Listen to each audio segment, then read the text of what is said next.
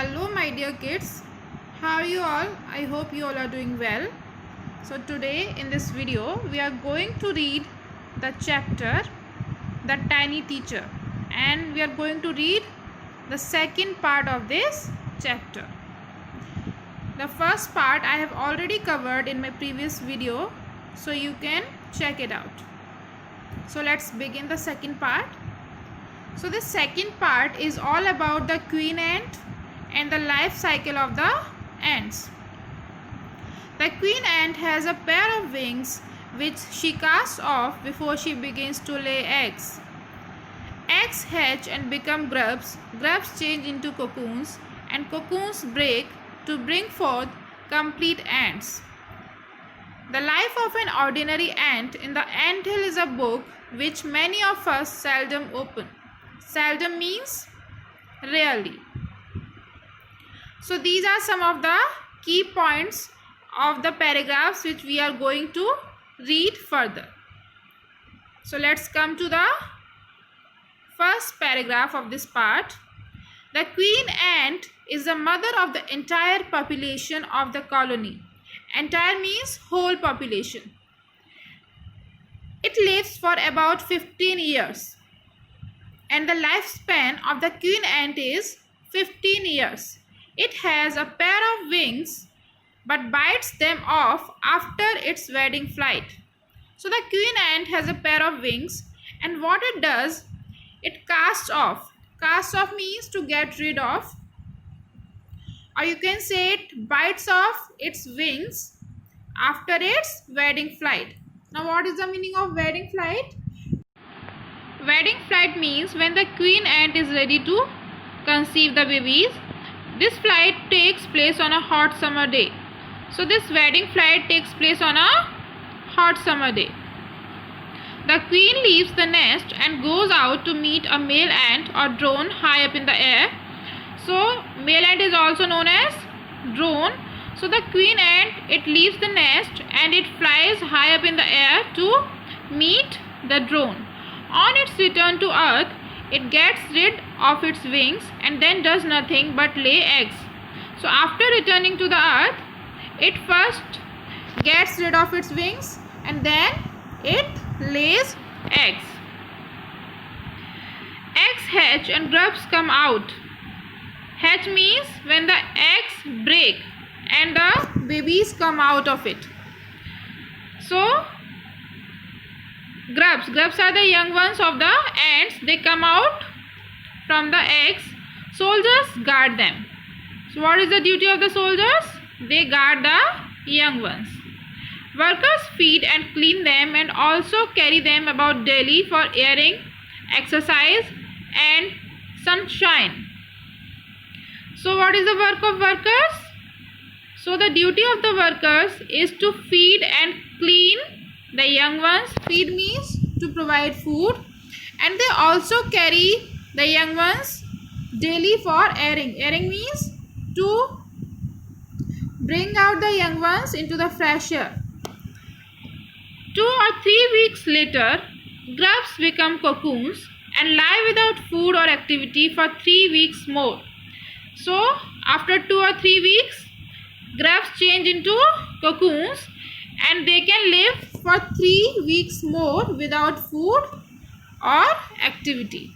Then the cocoons break and perfect ants appear. Then after some time, the cocoons break and the perfect ants come out of the cocoons. Now it's time for teaching and training. Now when the perfect ants come out from the cocoons, now it is time for teaching and training. New ants learn their duties from old ants as workers, soldiers, builders, cleaners, etc. Now new ants means the baby ants and old ants means the elder ones. So the elder ants, they teach the baby ants lot of work, like the duties of workers, soldiers, builders, cleaners, everything is taught by the elder ants. After a few weeks training, the small ants are ready to go out into the big world of work. So after getting the training for a few weeks, the small ants, the baby ants, they are completely prepared to move out into the world and to do the work. Now come to the next paragraph. An anthill is a home not only for ants but also for some other creatures. So in an anthill, lot of other creatures also live besides ants. So what are those creatures? Beetles, lesser breeds of ants, and the green fly. Beetles are the insects. Lesser breeds of ants means the ants which are not commonly found, and the green fly. So these are the creatures which are found in an anthill. Why do ants want these alien creatures to live in their nest? So why do the ants, they allow these creatures to live in their nest? For several reasons. Several means many reasons. Some give off smell pleasant to the ants' senses, because some of these creatures, they give very pleasant smell which ants like. Others give sweet juices, and some are just pets or playthings like cats and dogs to human beings. So some creatures are just like pets to the ants. As we humans, we keep cats and dogs in our houses. In the same way, the ants keep some of those creatures as their pets in their anthill. The green fly is the ant's cow. The ants train it to give honeydew like milk. Honeydew is a sticky substance like honey. With a touch of their antennae, they milk it just as we milk the cow.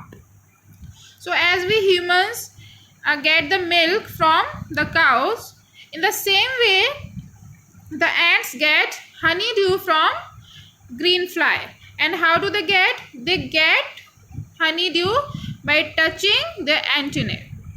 So that's why they allow the green fly to live in their anthill. Now come to the last paragraph. Have humans learned as much as ants have? Perhaps they have, but they haven't put their learning to good use. They may still learn a few things from this tiny teacher. Hard work, sense of duty and discipline, cleanliness, care for the young ones, and above all, a firm loyalty to the land where they live. So what are the things which we learn from this tiny teacher, from the ants? Hard work, sense of duty and discipline, cleanliness, care for the young ones, and firm loyalty to the land where we live. So these are the things which we learn from the ants, and that's why the ant has been referred as the tiny teacher in this chapter. So I hope, students, you have understood the chapter. It's quite informative chapter.